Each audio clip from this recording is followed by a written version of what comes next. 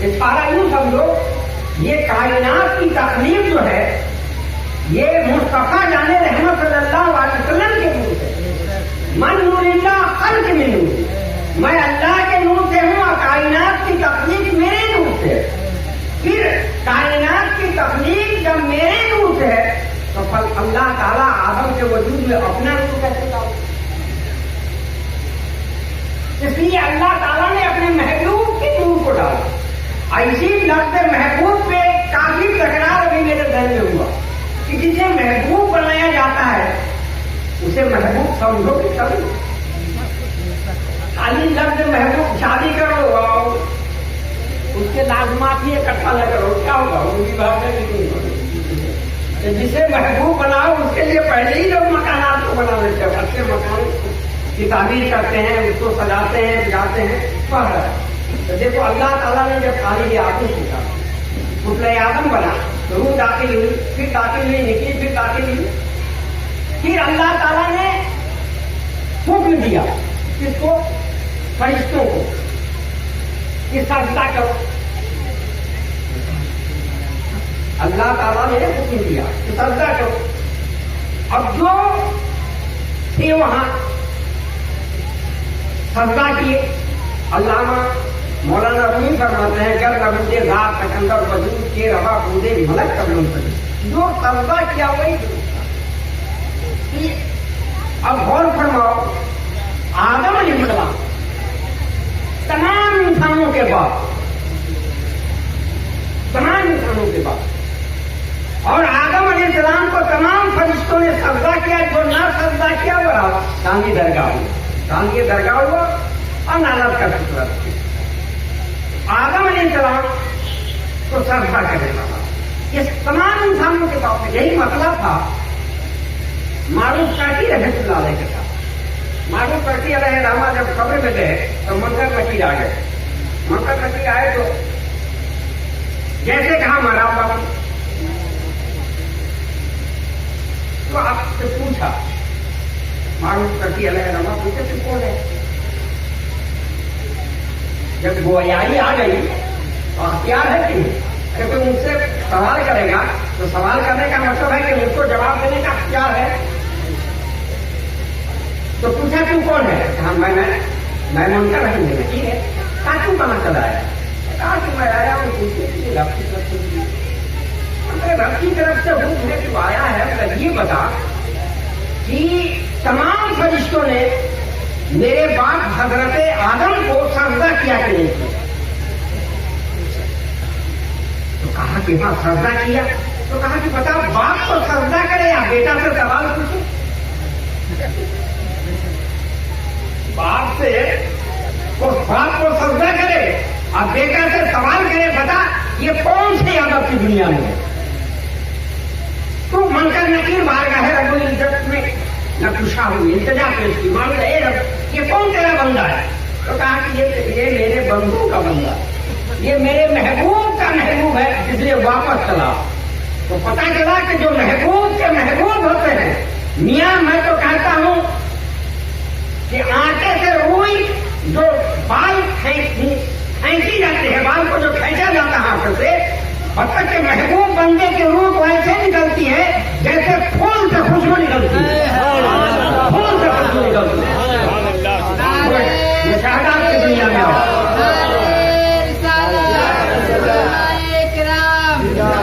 جہاں بال کھینچ لی جاتے ہیں، نکال لی جاتے ہیں، اس میں سے سکاس پڑتا ہے، مگر خوشبو ایسی چیز ہے کہ سارے عالم میں اس کی خاصی اٹھائی جاتی ہے۔ یہی وجہ ہے کہ بندے مومن کی جب روح نکلتی ہے تمام اولیاء اللہ کو اس کے سبب ہو جاتی ہے، اور تمام اولیاء اللہ ان کے جنازے میں شرکت فرماتے ہیں۔ تمام اولیاء اللہ خود آقا علیہ السلام جنازے میں شرکت فرماتے ہیں۔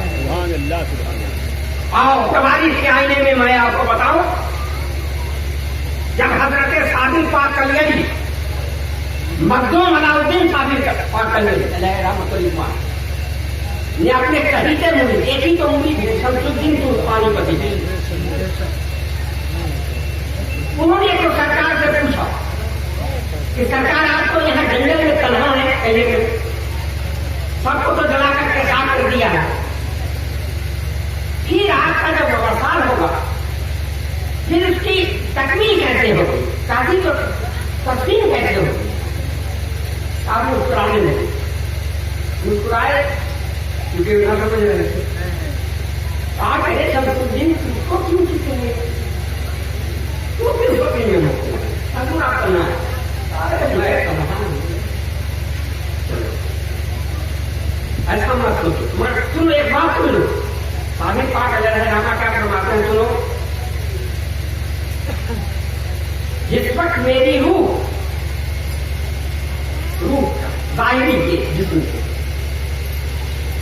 جس وقت وصال ہوگا تم فنا جنگ میں ہوگے، اور جس جنگ میں ہوگے وہاں تمہیں فتح و نصرت ملے گی. کھینے میں لوٹ کر کے آؤ گے، آندھی چلے گی، اور آندھی چلے گی تو تمہارے سینے میں جو چراغ جل رہا ہے وہ چراغ جل رہی ہے وہ بجھ جائے گی. اب بتاؤ یہ روشن ضمیری ہے کہ نہیں؟ ارے میاں یہ قوم روشن ضمیری کا نام ہے، یہ مسلمان. اور کتنا گری کا نام مسلمان نہیں ہے. یہ قوم جو ہے رحمت للعالمین کی امت میں ہے. رحمت للعالمین کی امت میں رحمت بن کر کے دیکھو، رحمت کا مزاج پیدا کر کے دیکھو، رحمت کا طریقہ اپنا کر کے دیکھو تو دیکھو ایسے اس طرح سے روح نکلے گی جیسے خوشبو نکل رہی ہے، خوشبو نکل رہی ہے. خود میں اپنی زندگی کا ایک حال اگر بتاؤں کہ میرے حضرت اشرف الاولیاء رہنما کی جو جس روز وصال ہوا ہے اس کی خبر مجھ تک مجھ ایسے ناکارے کو بھی مل گئی. پتا چلا کہ وہ نکلتی ہے جب بندوق ایک بندوق تو اس کی خبر دوسروں کو بھی ہو جاتی ہے. تو ثابتہ کلیری علیہ رحمہ نے سمجھا دیا شمس الدین ترکمانی کو، کہا کہ سرکار تو ہم جنگ میں ہوں گے اور آپ کا ادھر وصال ہو جائے گا، ہم پہنچیں گے کیسے؟ کہا کہ اس کی بھی تو فکر مت کر، اس کی فکر مت کر. سن لے تو جب میرے قریب آ جائے گا تو جتنا بھی کام کرنا ہے آنکھیں بند کر کے کرنا. پانی لانا ہے آنکھ بند کر کے تصور میں پانی لانا. بتاؤ تصورات کی ہے رنگیاں ارے توبہ، یہ بیدم بھاگ ہے. تصورات کی نرنگیاں ہے توبہ، کبھی خدا اور کبھی بندے خدا ہو. تصور کام کرنا، پانی لانا، مجھے غسل دینا، کفن پہنا دینا، پھر تابوت پہ رکھ کر کے رکھ دینا. اس کے بعد تم مت سوچو. صاحب جس جنگ میں تھے اس کی خبر محمود الہی نظام الدین اولیاء کو بھی تھی، لیکن انہوں نے بھی بتا دیا تھا بادشاہ وقت کو کہ دیکھو اس بادشاہ کو پتہ نہیں ہو رہی تھی جس کے نتیجے میں وہ محبوب الہی کی بارگاہ میں پہنچے. اور پہنچے تو وہ محبوب الہی نے نشاندہی فرما دی کہ دیکھو تمہارے ہی فوج میں ایک شخص ایسا ہے، رات کی تاریکی میں نکلو دیکھو وہ تہجد پڑھتا ہو، آ جاؤ گے تو بس جا کے اس کے قدم میں بیٹھے رہنا، انتظار کرنا، جب وہ سلام پھیریں گے بس تم سمجھ لینا، بس اسی سے تمہارا کام ہو جائے گا. اس کو لے جاؤ اپنے دل میں، وہ کامیابی مل جائے گی. آج تک اسلامی جنگیں جتنی بھی لڑی گئی اس میں کوئی نہ کوئی ولی موجود تھے جن کی موجودگی میں یہ اسلامی جنگیں کامیابی اور کامیابی اور نصرت ملی. بہرحال جیسے اس فتح ہوئی جنگ میں یاد میں آ گئے، یہ خیمے میں آئے، یہ تحساس ہوتے کہ میں چلوں تو ایک ٹھوکر لگی، اور جب ٹھوکر لگی ان کو شمس الدین ترکمانی پتی کو تو گر گئے، عالم غفلت میں آ گئے، بے ہوش ہو گئے. اور جب ہوش میں آئے تو دیکھا کہ میں کلیت میں موجود.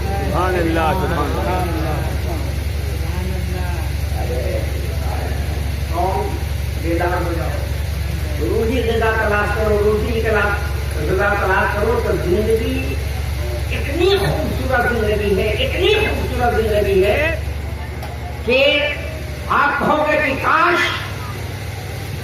ایسی زندگی جس زندگی کے بارے میں حضور غوث الثقلین فرماتے ہیں کہ سنو میں موقدات کی دھرتی پہ رہتا ہوں، میں کائنات عالم کا مشاہدہ اس طرح سے کرتا ہوں جس طرح سے کوئی ہتھیلی پہ رائی رکھ کر کے دیکھتا ہے، میں کائنات عالم کو دیکھتا ہوں۔ بتاؤ، یہ محبت کا ثمرہ ہے، نتیجہ ہے کہ جو کائنات عالم کو، یہ اس کو دیکھنے سے پہلے خود کو دیکھیں۔ تو جب ٹھوکر لگی، عالم غفی میں آئے، ہوش میں آئے تو دیکھا کہ میں تو کلیئر میں ہوں اور حضرت سامنے ہے۔ سبحان اللہ۔ ہر ان کے حکم اور فرمان کے مطابق آنکھیں بند کی، آنکھیں بند کر کے اسی تصور میں پانی لائے، غسل دیا، کفن لائے، کفن پہنایا اور تابوت لائے اور پھر پہنایا۔ جب آنکھ کھلی تو دیکھا کہ واقعی حضرت تابوت ہے۔ سبحان اللہ۔ یہ تصورات ہے اور منظر سامنے ہے، دنیا تسلیم نہیں کر سکتی ہے۔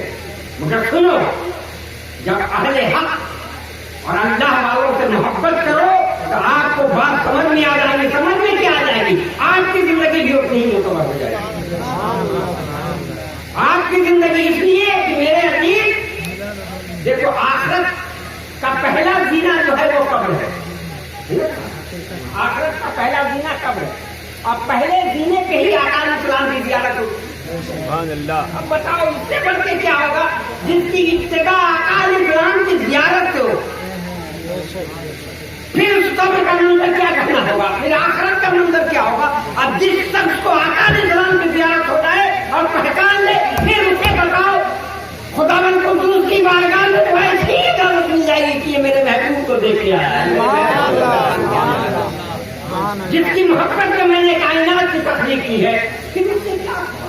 اس لیے کہا لیکن کیا حساب لے گا؟ اگر کوئی حساب میں ہوگا تو ظاہر ہے کہ حساب اسی سے لیا جائے گا جو بے حساب ہوتا ہے۔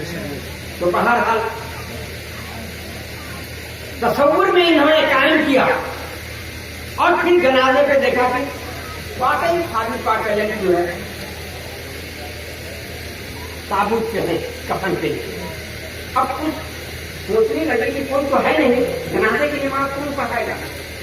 تو کچھ دیر کے بعد بھی خود جنازے کی نماز پڑھانے کے لیے کھڑے ہوئے۔ حضرت شمس الدین کو پانی کی ایسی کسی ذات نہیں ہے، اس لیے کہ صحابی پاک علیہ السلام فرماتے تھے کہ ایک شمس تو اللہ کا آسمان پہ ہے، ایک شمس میرا زمین پہ ہے۔ اور پھر فرماتے تھے دیکھو کہ سورج کی روشنی تو بادل اس پہ غالب آتا ہے، بادل چھا جاتا ہے، اس کی روشنی ختم ہو جاتی ہے، سورج کبھی نکلتا ہے، ڈوب جاتا ہے۔ میرا شمس تو وہ ہے کہ تا قیامت تک نہیں چھوٹ سکتا، میرا شمس تو وہ ہے کہ تا قیامت تک نہیں چھوٹ سکتا ہے میرے لیے۔ یہ حضرت صحابی پاک علیہ کا حکم ہے۔ صحابی پاک علیہ کے جنازے کی نماز پڑھانے کے لیے کھڑے ہوئے، جیسے کھڑے ہوئے نیت باندھنا چاہتے ہیں، آواز آئی ہے غیبی، اے شمس الدین یہ تیرا کام ہوئی۔ خاموش ہو کے بیٹھ گئے، پھر کچھ دیر انتظار کیے، پھر دیکھا کہ کوئی نہیں آیا، کیا کیا جائے؟ جنازے کی نماز پڑھنا۔ پھر جنازے کی نماز پڑھانے کے لیے کھڑے ہوئے، پھر دوسری بار بھی آواز آئی، اے شمس الدین تیرا کام نہیں۔ اللہ کے بندوں کی اور رسول ہاشمی کی امت میں ایسے ایسے مرد مومن، مرد درویش پیدا ہوئے ہیں کہ آپ صرف ان کے قریب ہو کر کے دیکھو۔ دوسری بار بھی آواز آئی، شمس الدین تیرا کام نہیں۔ تیسری بار بھی کھڑے ہوئے، پھر آواز آئی، بیٹھ گئے۔ اسی درمیان میں دیکھتے ہیں کہ ایک شخص مغرب کی طرف سے نقاب پوش، نقاب پہنے ہوئے گھوڑے پہ سوار ہو کے آئے، گھوڑے پہ سوار ہو کر کے آئے، گھوڑے سے اترے۔ اب دل ان کا مطمئن ہو گیا کہ کوئی شخص آ گیا اور وہ بھی مغرب کی طرف سے آیا ہے۔ آئے وہ جیسے جنازے کی نماز کے لیے کھڑے ہوئے تو یہ بھی کھڑے ہو گئے ان کی ابتدا میں۔ جنازے کی نماز جب انہوں نے پڑھائی، سلام پھیرا داہنے طرف، تو ظاہر ہے کہ مقتدی کی نگاہ دوسری جانب بھی دیکھتے ہیں تو داہنے جانب جیسے سلام پھیرا گیا تو شمس الدین ترکپانی پتی علیہ رحمہ کا قول ہے کہ با خدا کہتا ہوں کہ میری نگاہ جہاں تک پہنچ رہی تھی لوگوں کا ایک ازدحام تھا. بائیں طرف میں نے جب سلام پھیرا تو جب نگاہ میری دیکھتی ہے کہ جہاں تک میری نگاہ پہنچی وہاں تک لوگوں کا ازدحام تھا. میں اس منظر کو دیکھ کر کے پیچھے کی طرف مڑا کہ کتنے لوگ ہیں تو دیکھا کہ جہاں تک میری نگاہ پہنچ رہی تھی وہاں تک لوگوں کا ازدحام تھا. تاخیر اس لیے ہو رہی تھی کہ روئے زمین کے تمام اولیاء اللہ آپ کے جنازے کی نماز میں شرکت فرمائے. نعرہ تکبیر،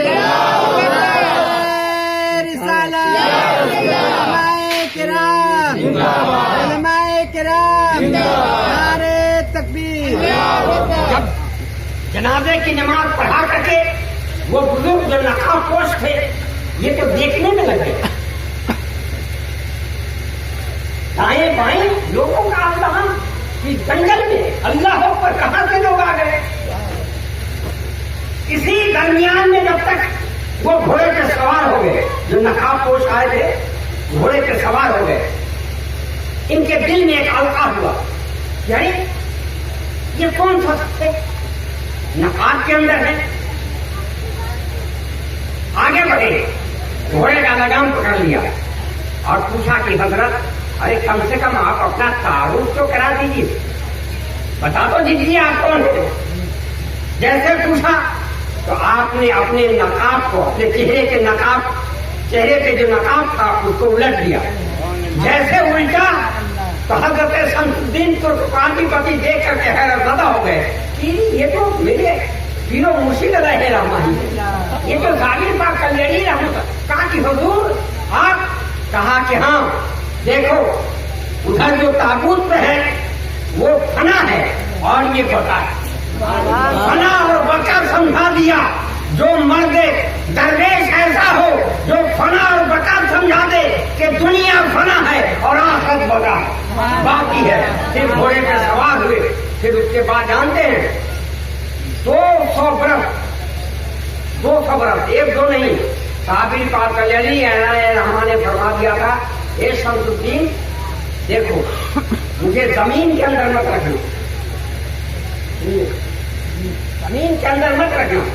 یہ پتھر جو دیکھ رہے ہو یہ 2 پتھر جو ہے یہ دونوں پتھر کے درمیان ان کو رکھ دینا، 2 پتھر کے درمیان رکھ دینا اور پھر یہاں 3 روز سے زیادہ مت ٹھہرنا. پھر کیا کروں گا؟ کہا کہ تم پانی پت چلے جانا. کہا کہ پانی پت؟ ارے پانی پت میں تو ابو علی شاہ قلندر ہے جو بدر منیر ہیں، آفتاب ولایت ہیں، جن کی ولایت کا اتنا بڑا گھنٹہ بج رہا ہے کہ جتنے راجپوت تھے سب آپ کے دستے اقدس پہ ایمان لائے. ان کی تواریخ موجود ہے. دن تو پانی پتی کہتے ہیں کہ حضور وہ تو آفتاب ولایت ہے اور وہاں آپ کا ٹرین ہونے کے لیے اے شمس الدین سن، تو جب یہاں سے چلے گا اس سے پہلے وہ اپنا مسلح سمجھ لے گا.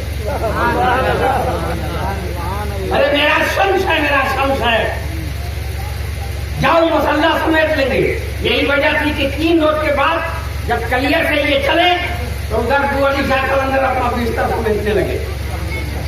مرید نے پوچھا سرکار بستر سمیٹ رہے ہیں؟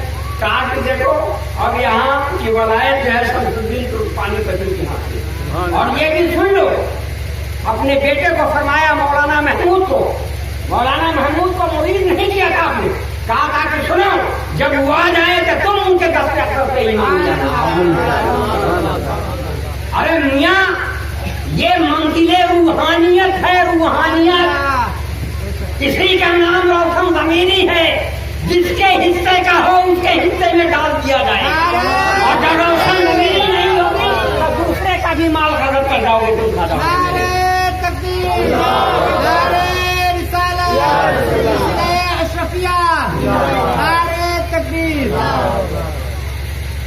اس دن میں شمس الدین ترکپانی پتی تو وہاں 3 روز کے بعد وہاں سے چل دیے اور آپ کا جسم یہ خاکی دو پتھر کے درمیان میں رہا. 200 برس کا زمانہ گزر گیا. 200 برس کا زمانہ, ایک نہیں دو نہیں, 200 برس کا زمانہ گزرا. تو آپ نے ایک روز عبد القدوس گنگوہی نے خواب میں دیکھا, آواز ملی کہ کوئی کہہ رہا ہے کہ میرے گھر میں آ کر کے جھاڑو لگا. عبد القدوس گنگوہی ایسے بزرگ ہیں جو صبح اٹھے, قریب میں مسجد تھی, مسجد میں جا کر کے انہوں نے جھاڑو لگائی. چلیے صاحب آگے چلو, اللہ کا حکم ہے, گھر میں جھاڑو لگاؤ. جا کر کے جھاڑو لگائی. دوسری شب بھی ان کو پھر یہی بشارت تھی کہ میرے گھر میں آ کر کے جھاڑو لگاؤ. اب ایسے بزرگ ہیں عبد القدوس گنگوہی, روحانیت کا اس طرح سے پرواز ہے کہ خانہ کعبہ گئے اور خانہ کعبہ کے ذہن میں جھاڑو لگا کے نکل گئے. ارے میاں روحی غذا تلاش کرو, یہ جسمی غذا تو پیٹ بھرنے کے لیے. آئیے کھا کر کے کرتے ہو کیا کیا ہوگا, کیا بنے گا. روحی غذا تلاش کرو. روح جب پرواز کرنے لگے گی, انسان وہ مسرت ملے گی, وہ مسرت ملے گی, لگتا ہے کیا ہے. وہ پھر جب روح جس کی پرواز کرتی ہے وہ صاحب تصرف ہو جاتا ہے, اس کے فیضان عام ہو جاتے ہیں. گئے خانہ کعبہ میں جھاڑو لگا کر کے چلے آئے. پھر تیسری شب میں بشارت ہوئی, میرے گھر میں جھاڑو لگا. اب پہنچ گئے پھر یہ مسجد نبوی. بتاؤ کہاں خانہ کعبہ, کہاں مدینہ. بشارت جیسے ہوئی عبد القدوس گنگوہی علیہ الرحمہ پھر مسجد نبوی میں جا کر کے وہاں صفائی کر کے چلے آئے. چوتھی شب میں بھی بشارت ہوئی کہ میرے گھر میں آ کر کے جھاڑو لگا. جب جیسے بشارت ہوئی تو عبد القدوس گنگوہی پوچھتے ہیں کہ حضور کہاں سے حکم ملا ہے, کہاں سے آپ کا جھاڑو لگانے کے لیے. تب آواز ملتی کہ سنو میں صابر بول رہا ہوں, صابر آ کر کے میرے کلیئر میں جھاڑو لگاؤ. کتنے دنوں کے بعد, 200 برس. یہ قوم زندہ ہے یا مردہ؟ زندہ بنو.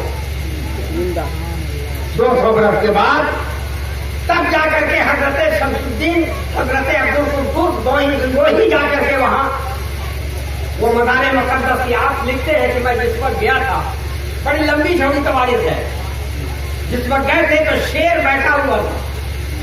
تو یہ دیکھ کر کے ڈر گئے, مگر جیسے نگاہ شیر کی آپ پہ پڑی اور آپ کی نگاہ شیر پہ پڑی تو شیر کھڑا ہو گیا اور دم ہلانے لگا. ارے جس کی شیر کی غلامی ہو یا یہ قوم وہ قوم ہے کہ روحانیت کی تعلیم پڑھو. میرے عزیز روحانیت اس لیے کہ روح کبھی مرتی نہیں ہے اور روح زندہ ہے, اس لیے جسمانی غذا مت تلاش کرو. جسم کے اعتبار سے مردہ ہو جاؤ اور روح کے اعتبار سے زندہ ہو جاؤ. روحی غذا اولیاء کاملین کی بارگاہ میں ملتی ہے, اور یہی وجہ ہے کہ جب اسے روحی غذا ملتی ہے تو جانتے ہیں یہ قوم پھر سارے عالم میں دنیا پہ اس کے تصورات عام ہو جاتے ہیں.